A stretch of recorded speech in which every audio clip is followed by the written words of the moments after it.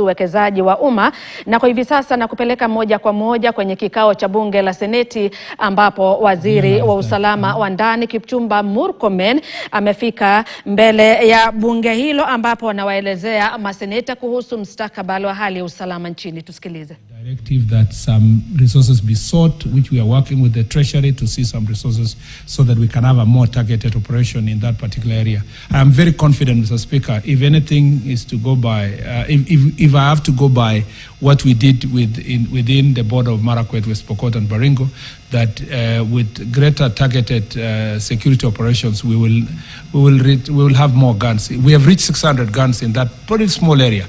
In this Meru, Isiolo and Samburu area, I have a lot of confidence. Again, when we did the resource requirement, like Senator Lelegwe has raised, in, which is required to open up these Samburu areas, it's massive, Mr. Speaker, it's really, really massive. And there has to be a Marshall Plan.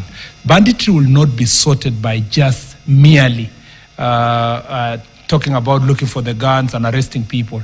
The development is a key issue, whether it is roads, water, electricity, and education. And that's what is bedeviling parts of Turkana, Samburu, and Baringo, West Pokot, and Isiolo, and other places of Laikipia. So as a result of that, there are certain roads that have already been identified. The Senator knows that the road from Maralal to Baragoi is now going to be delivered in this, hopefully in this financial year, that the program will start. And there are about 6 or 7 key roads in that belt, Mr. Speaker, that when we get the resources, and it's massive resources that are required, we need about 3 to 4 billion to just open up roads without even tarmacking them. And Mr. Speaker, that is the challenge. It is budgetary allocation, and you saw in my summary that we are working on it. And I'm happy that we are, at least I have suggested that let's do one road to Mokogodo Forest, for example, and that will sort out one of the problems.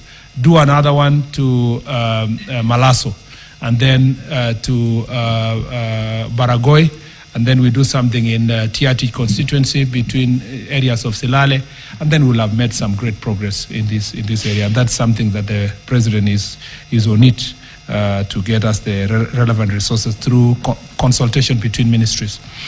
I will visit the place, I agree, in Buri. The Inspector General was there a few months ago, and the Deputy Inspector General was also a few months ago, so I will also visit that particular area. Increase of NPR, I agree with Senator Mofire on NPR. We will do definitely go and sit down and work on it.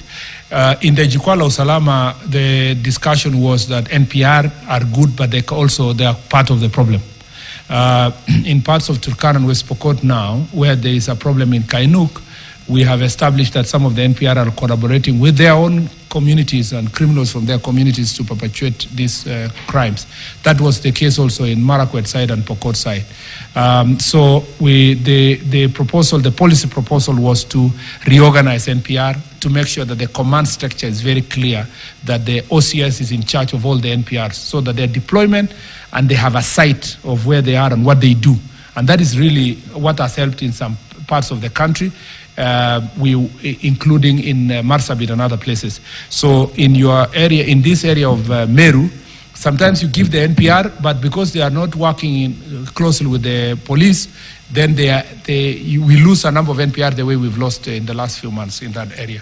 So that is being done with the Inspector General of Police and the National Police Service. 2 weeks we will launch that Jukwaa la Usalama report, and it will have the policy already completed with the clarity on how that command structure will be.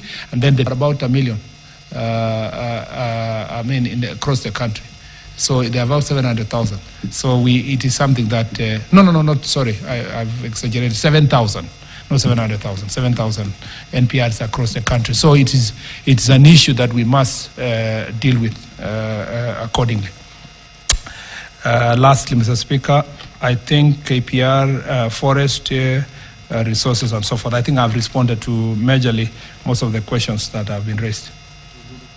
Sorry? We will now... Honorable CS, it's okay. We will now move to question number 044. What clarification are you seeking? Yes, Mr. Speaker, it's not clear from the Minister This insecurity is promoted by politicians. We know of a politician in Baringo, a politician in West Pokot. In fact, his helicopter lifted cattle rustlers when they had been arraigned in court in Kitale. So it's not enough for him just to say pinch of salt because we are competing. What are you doing about them? And if you want, allow me to state the names of the MPs from West Pokot and Baringo. Our people are being killed by these politicians in the name of cattle rustling. What is your question, Honorable? The question is, what is he doing about politicians who are promoting this insecurity? One from Baringo, another one from West Pokot.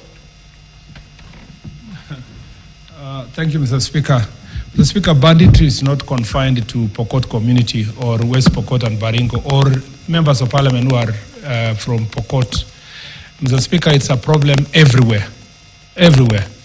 There are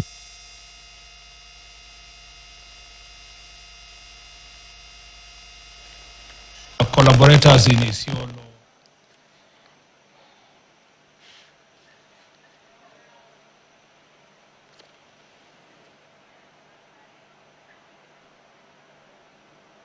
You realize that, Mr. Speaker, sometimes the MP has come to